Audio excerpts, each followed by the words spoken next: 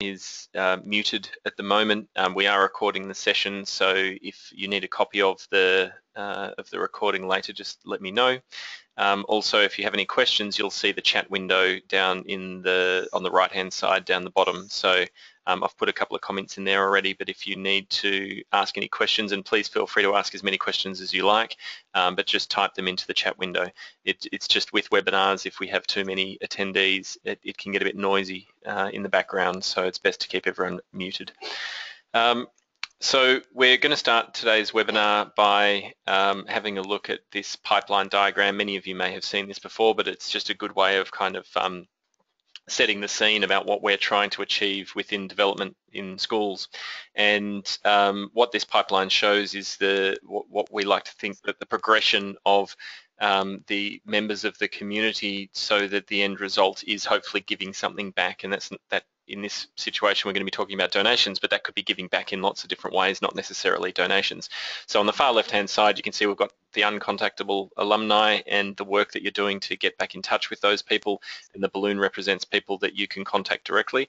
And, you know, this obviously has been set with alumni in mind, but what you need to consider, this balloon is directly contactable community members, and that might be parents or any other member of the community that you can contact. And then it's the ongoing process of engagement that turns them into engaged and appreciative community members, and that's the point in which you can try to get something back from them. If we go down and have a look at how we think about potentiality and how we achieve this, you can see we've got our locate modules on the left-hand side, our engagement modules in the middle, and our advancement modules on the right-hand side. And today we're going to be taking a closer look at the donation and campaign pages on the right-hand side there. But it's just a good way of having a look at how the donation and campaign pages fit into everything that we're doing here, because, you know, having a campaign page is important and allowing people to donate online, but when it fits into the whole community site that you're running and people are coming to the site for lots of reasons, then giving back to the community is obviously going to be much more frequent if people are regularly coming to the page. So that's just a little bit of background. The second thing to note about the fundraising capabilities of the potentiality system is that you don't have to actually run it through your alumni site. You can have as many skins as you like on the potentiality system. So for example, this is one of our clients in the UK, Harrow School, and this is their current alumni view. And on their alumni view, obviously they've got information that's relevant to their alumni. You might notice that it looks a little bit different to the regular view that potentiality has of its sites, but the key there is they actually got their own designers to come up with a design, and we just implemented that design for them. So people can make the sites look however they want, but up in the top left-hand corner you can see we've got view alternate skins. And so rather than viewing the alumni site, I can now come through to the development trust site, and you can see it looks completely different, but it's the same potentiality system, but this has all the information about the development trust and fundraising. So the key here is that you're running the one site, and you're able to manage which group of people see what content, but it's all being collected back into the same fundraising database. So all the data is still being collected and managed in the same location, but you're delivering a different user experience to whichever group you want within the school.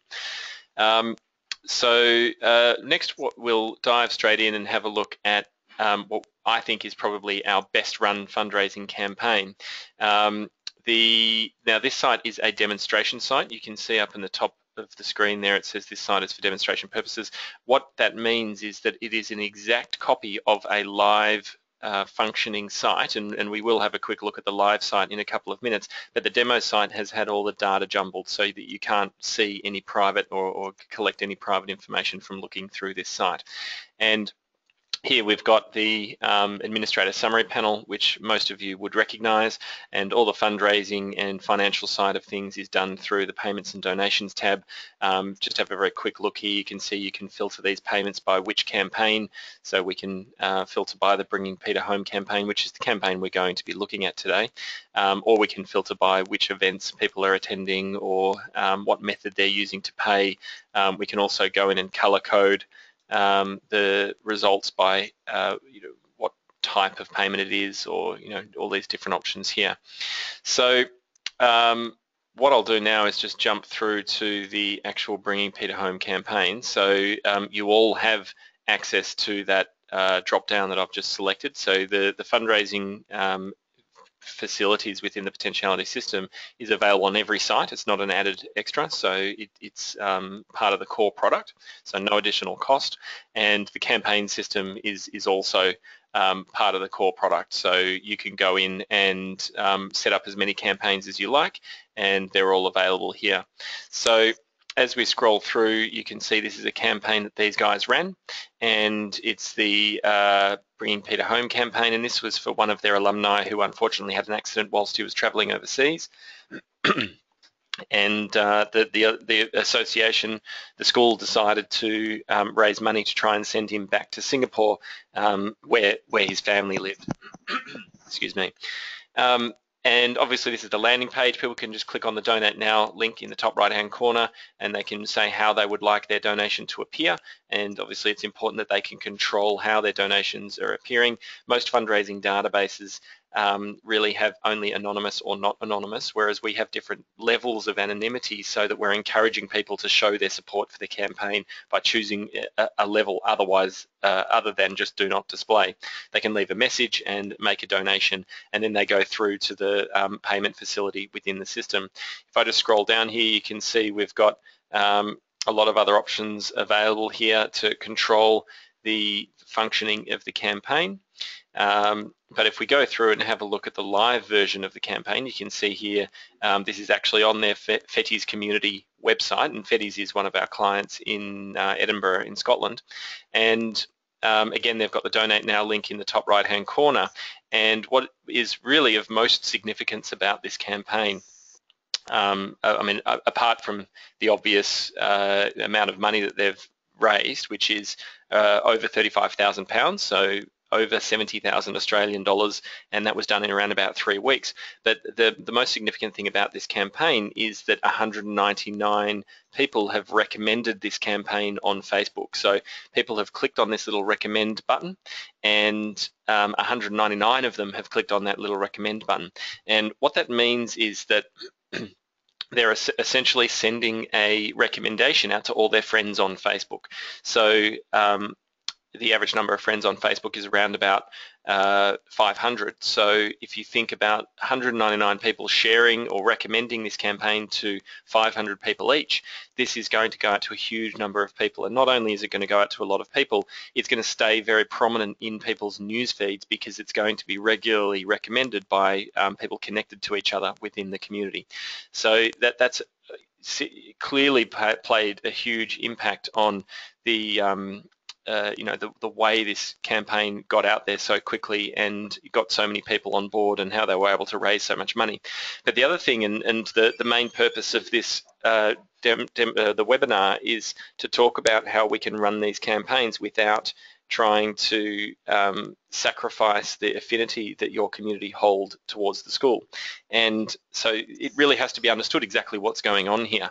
We're not sending out a letter campaign, we're not sending out, you know, giving people a call, all these ways that are quite intrusive ways of running fundraising campaigns are basically sacrificing the affinity that you hold with your community.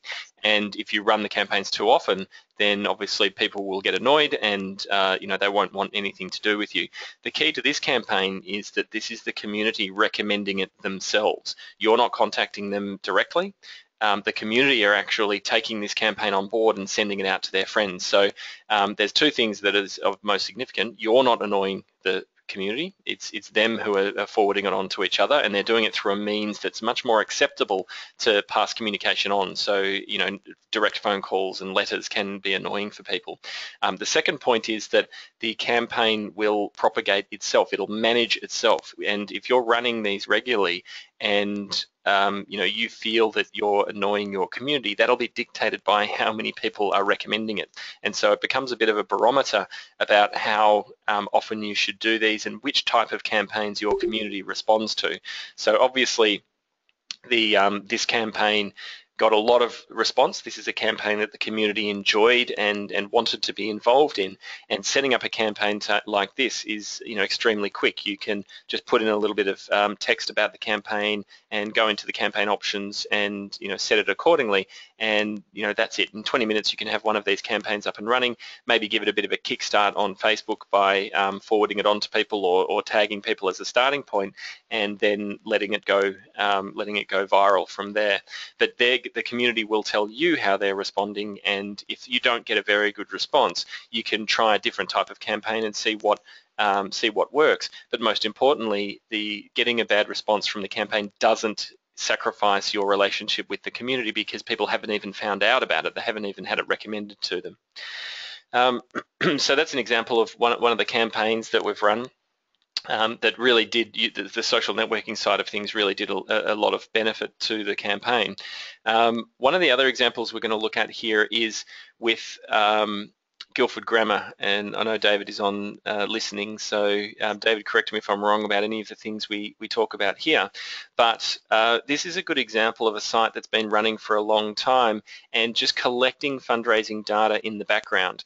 And I know that Guildford Grammar are looking at their fundraising and what they're going to be doing with this data, and they're not actively soliciting funds at the moment, but this data that has been collecting over the years is going to be, going to play a major role in the fundraising that they do in the future.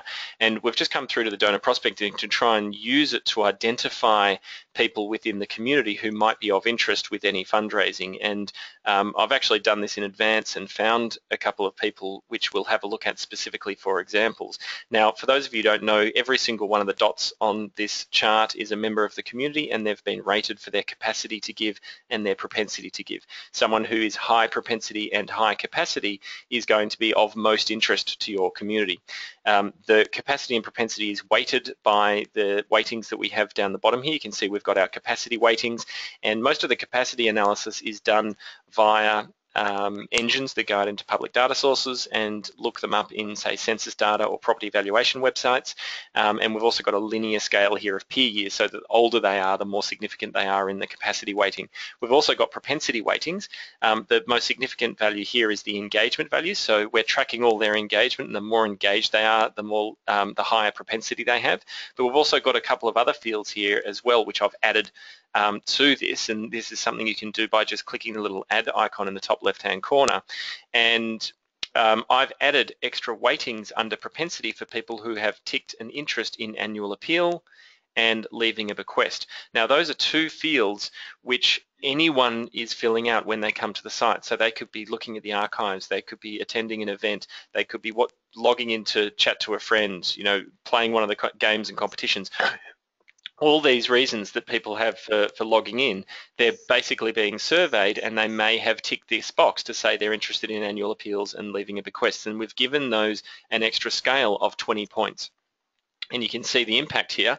We've got one group of people here who has hovers around the 20 mark, so they're people who have one of these two, and then you've got a group of people over on the right-hand side here who hover near the 40 mark, and they're people who have ticked both annual giving and leaving a bequest. And I think this is just about accurate. If people have ticked these boxes, then clearly they're going to have a huge propensity to give, because they're telling you that they want to give.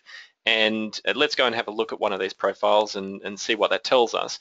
Again, just so everyone's aware, this is a demonstration site, so the names have been masked, but it is actually live data. This is someone, that's not going to be his real name, but someone is actually in this situation on the Guildford Grammar site. So if we click on that box, that brings up his profile. Obviously, we've got all his personal mailing. Just to double check his interests, you can see he's ticked an interest in work experience, year group reunions, car rallying, paintballing, and leaving a bequest and annual appeal, as we expected. So going through all his interests, you can see that, or all his fields, you can see all his information is there. We can then go through to communication, and we've got a track record of all his communication, and that is including letters. This is a test site, as I mentioned, and we've done some tests on different letter functions there, but it just shows that all communication can be tracked. All payments can be tracked, and they don't have a payment listed in this site yet, but that would list all his donations or merchandise or events in that area there. And then we go through to donor management. This person is off the charts for capacity, so let's click on the link there and see why they're off the charts on capacity. And this person was found by our engine, which goes into the Australian Census website, and it found where they lived. They lived in this area here, and the median weekly household income is $2,986. And I've been looking at this data for a while, and I know that that is a very, very high average income for that particular region. And it's not even by suburb. It's it's very localized, and you can see that there's only a handful, well, more than a handful, but there's only a small number of houses that are in that area, and that's the statistics of the people who live in that area. So very, very wealthy area. And that's obviously good to know when you're trying to deal with anyone's capacity to give. It's obviously not 100% accurate. It would be an invasion of privacy if it was 100% accurate, but this is just information we're getting from data sources that are completely public. And then we can have a look at their engagement timeline. And this is just loading up their history of engagement within the community. And you can see that we've got the list of all the communications they've received. So they've never actually logged into the website or made any payments. They've done nothing really but received emails, and that really shows why their propensity was all about the fact that they'd ticked those boxes to say that they're interested in fundraising. So the next thing, so we're just showing that example of someone who's actually coming to the school and saying that they're interested in fundraising. They're obviously a wealthy person and they're saying they're interested in fundraising. And this data amongst our clients often isn't used, but this needs to be considered in the same vein as if they'd rung the school and said to the switchboard, I would like to donate. They've filled out that box to saying, I would like to donate. And it should be considered in the same manner. So what you do with this person would be, pass them on to the fundraiser or something like that. But this data is in a lot of our client sites and it's not being used. So that's why we've used this example.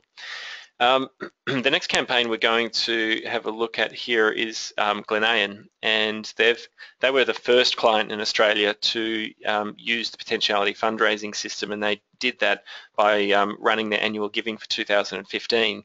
And this is the landing page for their donations. You can see again it's on their whole community site, but they've got Donate Now in the drop-down menu.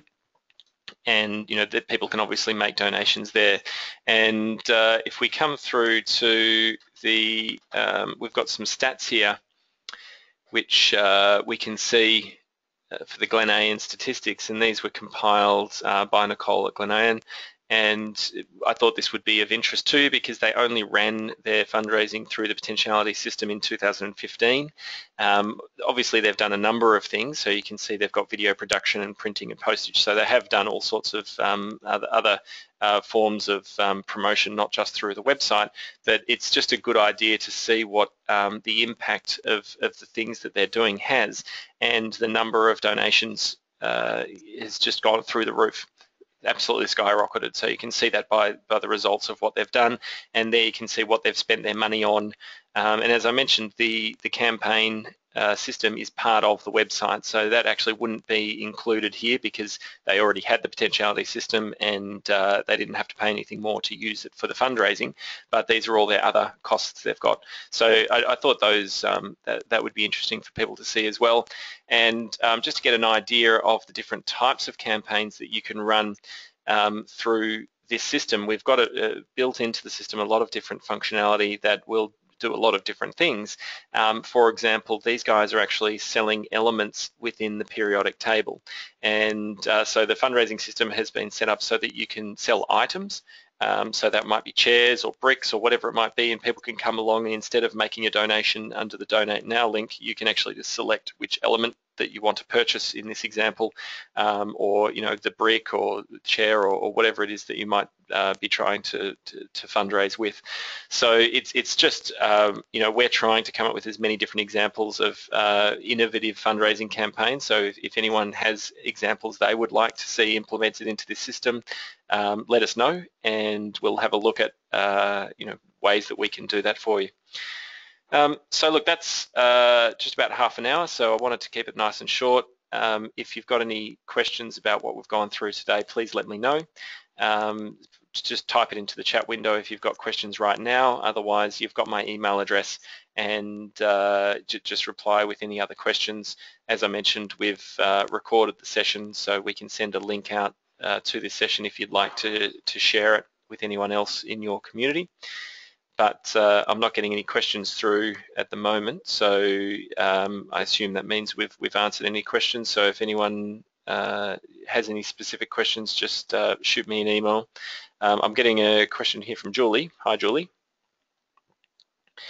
So I'm assuming, no, she's saying that it's all good. Okay, great. All right, so look, if there are any questions, please feel free to shoot them through via email. Otherwise, we'll shut the webinar down now. So thanks very much for your time, and have a good day.